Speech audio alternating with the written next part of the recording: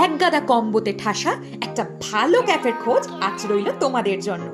নন্দন, Victoria বা আশুতোষ কলেজের আশেপাশে একটা ভালো খাবারের জায়গার বড্ডই অভাব। তাই তো তোমাদের জন্য নিয়ে চলে এলাম কাসা দে বাউমিয়ান বলে এই ক্যাফেটা। যেরকম প্রাইসিং সেরকম অ্যাম্বিয়েন্স, চলো দেখে নেওয়া যাক। এই ক্যাফের প্রত্যেকটা কোণায় রয়েছে সৌন্দর্যের ছোঁয়া।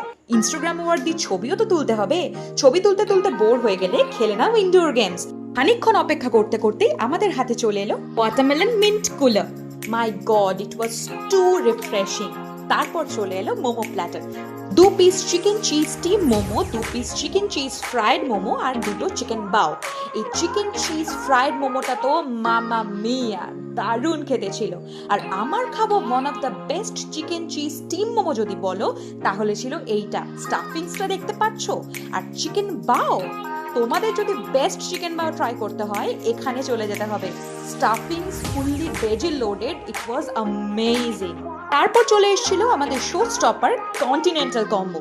2 piece buffalo wings, potato wedges, fish finger, chicken cheese pizza আর চকলেট পুডিং।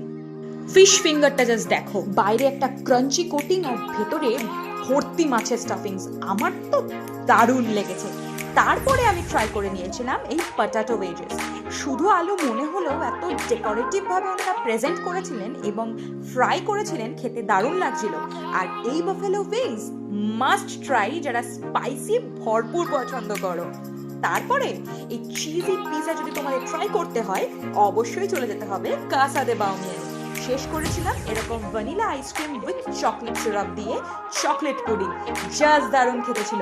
এইরকম কন্টেন্ট আরো পেতে লাইক, ফলো, সাবস্ক্রাইব।